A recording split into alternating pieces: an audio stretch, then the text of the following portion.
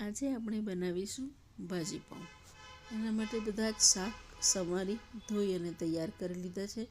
ફુલાવર, કોબી, ગાજર, રીંગણ, ટામેટાં, મરચાં, લીલું લસણ અને લીલી ડુંગળી.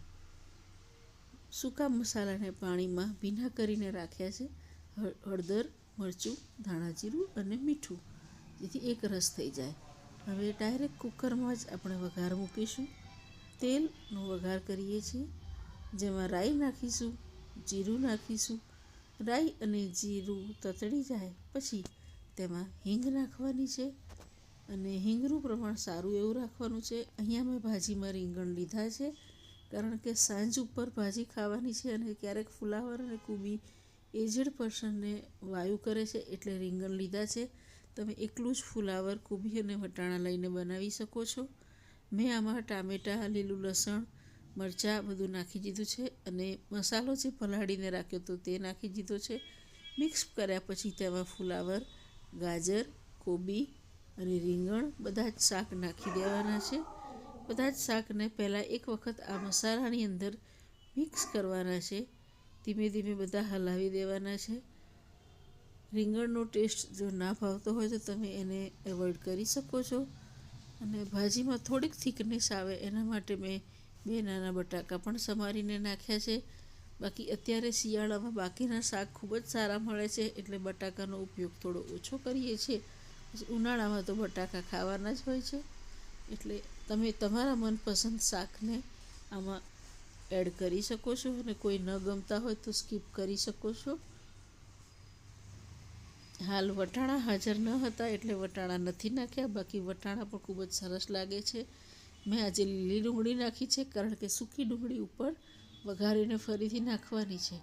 આ બધું જ શાક આ રીતે નાખીને થોડુંક થોડુંક ક્રશ કરી અને એની 3 થી 4 વિસલ બોલાવી દેવાના છે. આ બાજુમાં મેં આ વખતે તેલ કે ઘી નાખ્યા વગર માત્ર પાણી ગરમ કરી નીચે કાટલો મૂકી અને પાઉં ગરમ કરવા મૂક્યા છે, કારણ કે એકદમ સોફ્ટ પાઉં મળ્યા છે, એટલે ખાલી એને ગરમ જ કરવાના હતા. એક બાજુ પાઉં ગરમ થઈ ગયા છે, અહીંયા કુકરની સીટી બોલી જાય છે, એટલે એક વઘાર તૈયાર કર્યો છે, જેમાં ઘી મૂકી અને મેં ડુંગળીને સાંતળી છે. બરાબર ડુંગળીને ટ્રાન્સપરન્ટ થઈ જાય ત્યાં સુધી સાંતળવાની છે અને પછી જે આપણે શાક બાફ્યું છે એ શાકને એમાં નાખી દેવાનું છે અને એક રસ થાય એવું જ પોટેટો મેશરથી પછી વાટી દેવાનું છે. અને જે ડુંગળીનો ક્રન્ચી ટેસ્ટ પણ ભાજીમાં સરસ લાગે છે.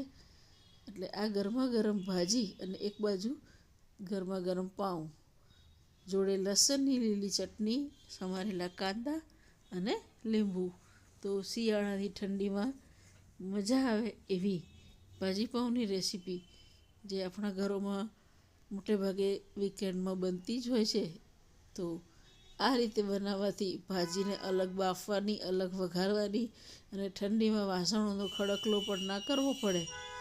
તો આ રીતે તમે ભાજી પાઉં બનાવી શકો છો. આ ભાજી તતડી જાય પછી એમાં થોડુંક લીંબુનો રસ અને લીલા ધાણા નાખવાના અને આને હલાવીને મિક્સ કરી દેવાનું છે.